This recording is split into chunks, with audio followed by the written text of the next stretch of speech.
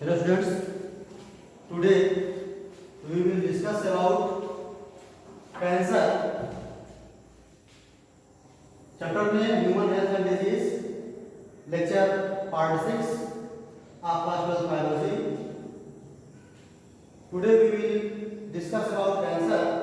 What is cancer? Cancer is defined as uncontrolled division or proliferation of cell without any differentiation. किसी भी cell का बिना differentiation से उसका प्रोलिफरेशन हो जाए या अनकंट्रोल तरीके से डिवीजन हो तो उसे हम कैंसरस सेल कहेंगे या उसे हम ट्यूमर कहेंगे। दो तरह के सेल होते हैं, नॉर्मल सेल और कैंसरस सेल। नॉर्मल सेल में सेल डिवीजन की जो प्रॉपर्टी है, सेल डिवीजन कंट्रोल मैनर में होगा।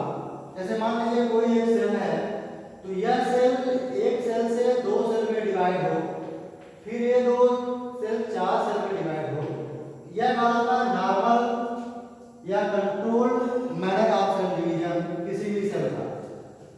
कैंसरस सेल में कंट्रोल मैनर में सेल डिवीजन नहीं होता। जैसे कि कोई एक सेल है तो यह दो सेल में डिवाइड नहीं करके ये कई सारे सेल में डिवाइड होगा, वो भी बिना डिफरेंशिएट किए। कैंसर नॉर्मल सेल में कांटेक्ट इन्हिबिशन की प्रॉपर्टी पाई जाती है, जबकि कैंसरस सेल में कांटेक्ट इन्हिबिशन नहीं होता है। कांटेक्ट इन्हिबिशन की अगर बात करें, जैसे मान लीजिए कि यह कोई हमारा बॉडी नॉर्मल सेल है, इस नॉर्मल सेल में किसी वायरस का इन्फेक्शन हुआ, इस वायरस के इन्फेक्शन से जिस सेल में वायरस इन्फेक्ट किया पहली बार वह सेल तो इन्फेक्ट हो जाएगा और डिस्ट्रॉय हो जाएगा, लेकिन वायरस के इन्फेक्शन से इन्फेक्ट सेल से या जब वायरस इन्फेक्शन करेगा तो इन्फेक्शन के दौरान एक ग्लाइकोप्रोटीन या इंटरफेरॉन केमिकल निकलेगा जो बाकी के सेल पर चारों ओर एक कवर के रूप में अरेंज हो जाएगा, जिससे इस वायरस का जो इन्फेक्शन है बाकी सेल पे वो नहीं होगा। यानी जो नॉन इन्फेक्टेड वायरस सेल हैं उस पर वायरस का असर नहीं पड़ेगा। इसे बोलते हैं कांटेक्ट इन्हिबिशन। यह प्रॉपर्टी नॉर्मल सेल में पाई जाती है और कैंसर में नहीं पाई जाती है। नॉर्मल सेल का लाइफ स्पैन फिक्स होता है, जबकि कैंसर सेल का लाइफ स्पैन फिक्स नहीं होता है। अब हम बात करेंगे कि कैंसर सेल की प्रॉपर्टी क्या होती है, क्या इसके कैरेक्टरिस्टिक फीचर्स हैं। पहला पॉइंट तो यह है कि cell divide repeatedly without uncontrolled cell division. Second point, cancer cell do not require extracellular growth factor। इसे किसी एक्स्ट्रासेलुलर ग्रोथ फैक्टर की रिक्वायरमेंट नहीं पड़ती है। कैंसरस सेल के पास कांटेक्ट इन्हिबिशन की प्रॉपर्टी लॉस होती है, जिसको मैं पहले बता चुका हूं। Due to repeated cell division cell form a large mass of tissues, जिसे हम ट्यूमर कहेंगे। Cell pass out from the tumor to new site and forming secondary tumor। कभी ऐसा होता है कि जो कैंसरस सेल हैं वो बॉडी के एक पार्ट से दूसरे पार्ट में मूव भी करते हैं। तो जो कैंसरस सेल एक पार्ट से दूसरे पार्ट में मूव करे किसी फ्लूइड के माध्यम से, उसे हम सेकेंडरी ट्यूमर कहेंगे। और अगर invasion of cancerous cell, cancer cell का प्रभाव अगर वह स्टमक पार्ट में है तो स्टमक पार्ट से मूव करके डिओडेनम में चला जाए या स्मॉल इंटेस्टाइन में चला जाए, इनका जो ट्रांसपोर्टेशन है वह बॉडी फ्लूइड के माध्यम से होता है। बॉडी फ्लूइड में ब्लड आएगा और लिम्फेटिक फ्लूइड आएंगे, इनके माध्यम से इनका ट्रांसपोर्टेशन अगर एक बॉडी पार्ट से दूसरे बॉडी पार्ट की ओर जाए तो ऐसे केस को हम बोलते हैं मेटास्टैसिस। ट्यूमर दो तरह के होते हैं हमारे बॉडी में, बिनाइन ट्यूमर और मैलिग्नेंट ट्यूमर। दो ट्यूमर होता है बेटा। अगर हम बात करें बिनाइन ट्यूमर का तो यह नॉन कैंसरस सेल है, इसको हम आसानी से ट्रीट कर सकते हैं, जबकि जो मैलिग्नेंट ट्यूमर है वह एक कैंसरस ट्यूमर है। अगर हम बिनाइन ट्यूमर की बात करें तो बिनाइन ट्यूमर के पास मेटास्टैसिस की प्रॉपर्टी नहीं होती, अर्थात ये जिस प्लेस पे पाए जाते हैं बॉडी के उसी प्लेस पे वो फिक्स रहते हैं, उन्हें हम सर्जरी के माध्यम से हम रिमूव उसको निकाल सकते हैं बॉडी से, लेकिन जो मैलिग्नेंट ट्यूमर हैं वह बॉडी के एक पार्ट से दूसरे पार्ट में और ट्रांसपोर्ट होते रहते हैं। इनके पास मेटास्टेसिस की प्रॉपर्टी पाई जाती है। बेनाइन ट्यूमर में ट्यूमर जो ग्रोथ करता है वो सर्टेन साइज के बाद की जो ग्रोथ रुक जाती है, जबकि मैलिग्नेंट में साइज लगातार बढ़ती रहती है। जो बेनाइन ट्यूमर है वह अपने आसपास के सेल्स को अधिक डैमेज नहीं करता, लेकिन जो मैलिग्नेंट ट्यूमर हैं वो आसपास के या अधिक दूर तक के सेल को भी डैमेज करता रहता है। यह लेस फीटल होता है बेनाइन ट्यूमर, क्योंकि मैलिग्नेंट ट्यूमर जो होता है वो मोर फीटल होता है। तो ऐसे वायरस जो ऑन्कोजेनिक होते हैं, ऑन्कोजेनिक मतलब कैंसरकारी होते हैं, कैंसर कॉजिंग होते हैं, उसे वायरल ऑन्कोजेंस कहते हैं। नॉर्मल सेल्स जो है, नॉर्मल सेल्स की अगर हम बात करें कैंसर कैसे काज होता है हमारे बॉडी में, या इथियोलॉजी ऑफ कैंसर क्या है, हमारे बॉडी के प्रत्येक सेल्स में बेटा दो तरह के जीन होते हैं। अब कौन कौन सा जीन होता है? तो पहला जीन है सप्रेसर जीन, दूसरा प्रोटोऑन्कोजेंस, प्रोटोऑन्कोजीन। ये दो तरह के जीन होते हैं। जो सप्रेसर जीन होता है वो प्रोटोऑन्कोजीन को रेगुलेट करता है कि तुम्हें कितना डिवीजन करना है और किस तरीके से डिवीजन करना है। सप्रेसर जीन के अंदर में प्रोटोऑन्कोजीन काम करता है और नॉर्मली काम करता है। लेकिन जब किसी कार्सिनोजेनिक सब्सटेंस का हमारे बॉडी में एंट्री होता है, अर्थात वह केमिकल एजेंट भी हो सकता है, फिजिकल एजेंट भी हो सकता है, बायोलॉजिकल एजेंट भी हो सकता है। अगर कार्सिनोजेनिक सब्सटेंस हमारे बॉडी में एंटर करता है तो उसके एंटर करने से सप्रेसर जीन लॉस हो जाता है। जब सप्रेसर लॉस हो जाता है तो प्रोटोऑन्कोजीन्स जो नॉर्मली सेल डिवीजन करता था, अब वह अपने आप को ऑन्कोजीन्स में अर्थात कैंसरकारी एजेंट में कन्वर्ट कर लेता है। यह अनकंट्रोल तरीके से डिवीजन करना शुरू कर देता है, जिससे ट्यूमर का फॉर्मेशन हो जाता है। तो हमारे बॉडी में कोई भी सेल हो, चाहे वो स्किन के सेल हो, चाहे वो ब्लड के सेल हो, उन सारे सेल्स में दो तरह के जीन होते हैं। अगर सप्रेसर जीन किसी वजह से डिस्ट्रॉय हो जाता है, लॉस हो जाता है, तो प्रोटोऑन्कोजीन जो है ऑन्कोजीन्स में कन्वर्ट होकर के कंटीन्यूअस सेल डिवीजन करता है बिना डिफरेंशिएट किए और वह ट्यूमर का फॉर्मेशन करता है। कैंसर के जो काजेज हैं वो तीन तरीके से हैं: केमिकल एजेंट, फिजिकल एजेंट और बायोलॉजिकल एजेंट। अगर हम केमिकल एजेंट की बात करते हैं बेटा, तो इसमें aniline dye, N nitroso dimethylamine, benzopyrene chemicals in cigarette smoke. Physical agent में ionising radiation like X-rays, gamma rays, non ionising radiation like UV rays काम करते हैं। और बायोलॉजिकल्स में ऑन्कोजेनिक वायरसेस और कुछ पैरासाइट्स के माध्यम से जो है ये सिम्टम्स अपीयर होते हैं। नाउ अब हम बात करते हैं कि कैंसर के कौन कौन से टाइप्स हैं। कैंसर के कौन कौन से टाइप्स हैं? Types of cancer.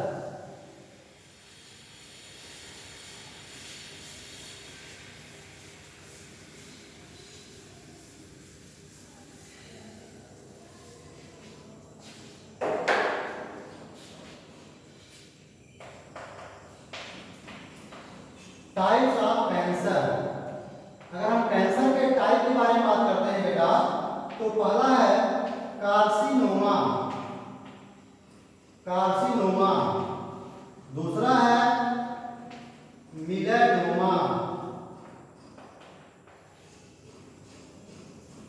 तीसरा है सार्कोमा और चौथा है ल्यूकेमिया एंड लिम्फोमा। लिम्फोमा इस तरीके से कैंसर बेसिकली चार तरह के होते हैं। जो कार्सिनोमा कैंसर है यह एपिथेलियल टिश्यू से कैंसर है। यह जो कैंसर है कैसा है? एपिथेलियल टिश्यूज का। एपिथेलियल टिश्यू एग्जाम्पल कह सकते हैं स्किन कैंसर। और मिलेनोमा जो है वह melanocyte cell, melanocytes of skin. Sarcoma mesodermal tissues. और ल्यूकेमिया या लिम्फोमा की बात करें तो हीमोपोएटिक सेल, यह जो कैंसर काज करता है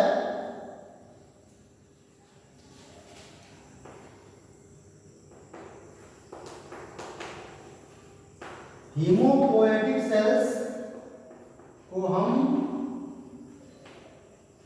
ब्लड सेल्स निकालते हैं।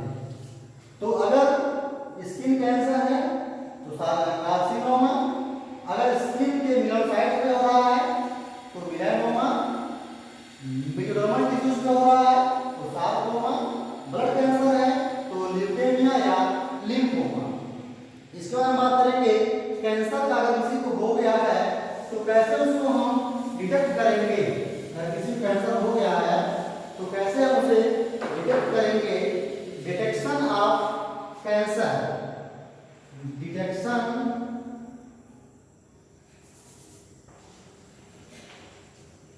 या कैंसर डिटेक्शन। इसमें पहला ब्लड एंड बोन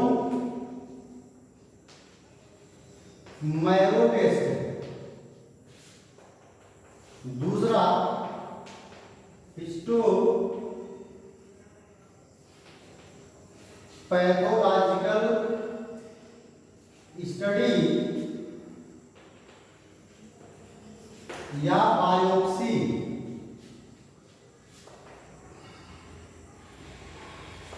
तीसरा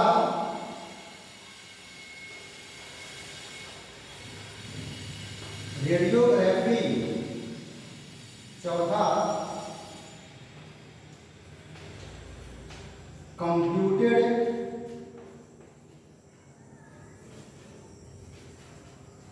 टोमोग्राफी, पांचवा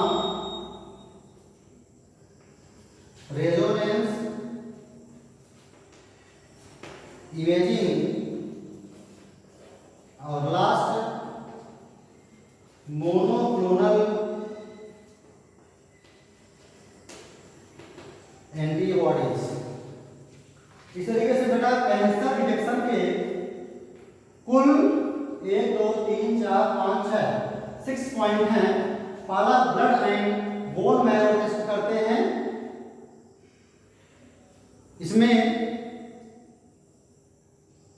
अगर ल्यूकेमिया केस है तो इंक्रीज सेल नंबर काउंट करते हैं। हिस्टोपैथोलॉजिकल स्टडी या बायोप्सी का मतलब होता है कि हिस्टो मतलब होता है टिश्यूज, अगर टिश्यूज का पैथोलॉजिकली स्टडी किया जाए तो उसे हम बायोप्सी कहते हैं। इसके लिए सस्पेक्टेड टिश्यूज का एक पतला टिश्यूज को लेकर के एक पतला सेक्शन बना करके और माइक्रोस्कोप के अंदर हम स्टडी करते हैं। तीसरा पॉइंट है रेडियोग्राफी। इसमें एक्स रेज का पता करते हैं। एक्स रेज के माध्यम से हम कैंसर ऑफ इंटरनल ऑर्गन, अगर कोई कैंसर हमारे इंटरनल ऑर्गन में है एक्स रेज के माध्यम से हम डिटेक्ट करते हैं। और फोर्थ पॉइंट है कंप्यूटेड टोमोग्राफी। इसमें भी एक्स रेज का इस्तेमाल करते हैं और 3 डायमेंशनल इमेज जो है हम किसी इंटरनल ऑब्जेक्ट का लेते हैं। और पांचवा पॉइंट है रेजोनेंस इमेजिंग। इसमें non ionising radiation and strong magnetic field, जिसे हम एमआरआई कहते हैं, उस एमआरआई के माध्यम से हम लोग फिजियोलॉजिकल और पैथोलॉजिकल चेंजेस जो लिविंग टिश्यूज में है उसको हम देखते हैं। और लास्ट पॉइंट है मोनोक्लोनल एंटीबॉडीज का मतलब है कि किसी भी पार्टिकुलर डिजीज के लिए हम जो है पार्टिकुलर मेडिसिन बना करके या एंटीबॉडीज बना करके उसे क्या करें, रोकें। Antibodies against cancer specific antigen are also used for detection of cancer, certain cancer. और लास्ट पॉइंट इसका है कैंसर ट्रीटमेंट। कैंसर के कौन कौन से ट्रीटमेंट हैं, तो लास्ट है कैंसर ट्रीटमेंट कौन कौन सा उपाय करते हैं? तो पहला बेटा सर्जरी,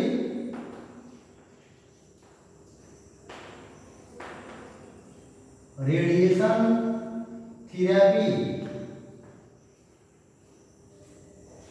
थेरेपी, तीसरा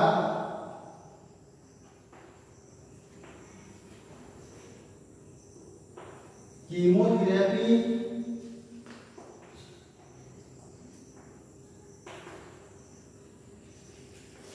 इम्यूनोथेरेपी। सर्जरी फर्स्ट पॉइंट है बेटा। सर्जरी में क्या करते हैं हम लोग?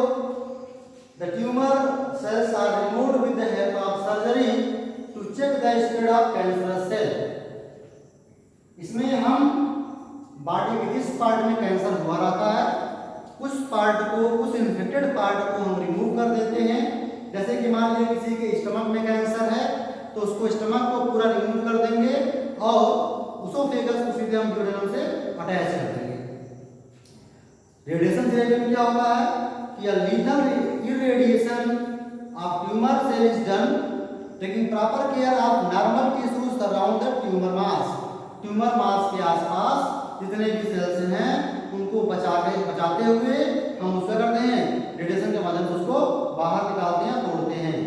कीमोथेरेपी में क्या होता है कि बहुत तरह के कीमोथेराप्यूटिक ड्रग्स का इस्तेमाल करते हैं और उस ड्रग्स से कैंसर सेल को किल करते हैं। तो कीमोथेराप्यूटिक ड्रग्स का इस्तेमाल करने से बाल झड़ जाता है, हेयर लॉस होता है, आरबीसी का लॉस होता है, इसको एनीमिया कहते हैं, ये इसके साइड इफेक्ट है।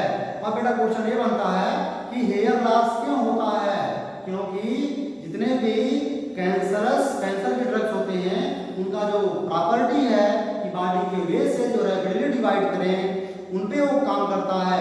तो हमारे स्किन के जो सेल हैं वो रैपिडली डिवाइड करते हैं, तो इसीलिए इसका असर जो है एपिथेलियल टिश्यू पे ज़्यादा पड़ता है और हेयर लॉस होता है। इम्यूनोथेरेपी क्या होता है? इसके माध्यम से in this method biological modifier like alpha interferon are used which activate the immune system and help in destroy the tumour.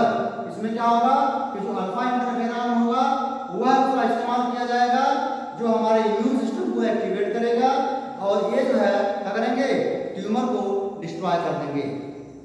ये था कैंसर के बारे में।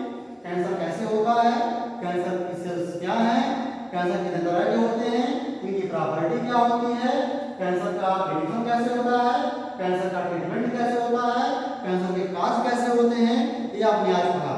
आज के लिए इतना ही। Thank you.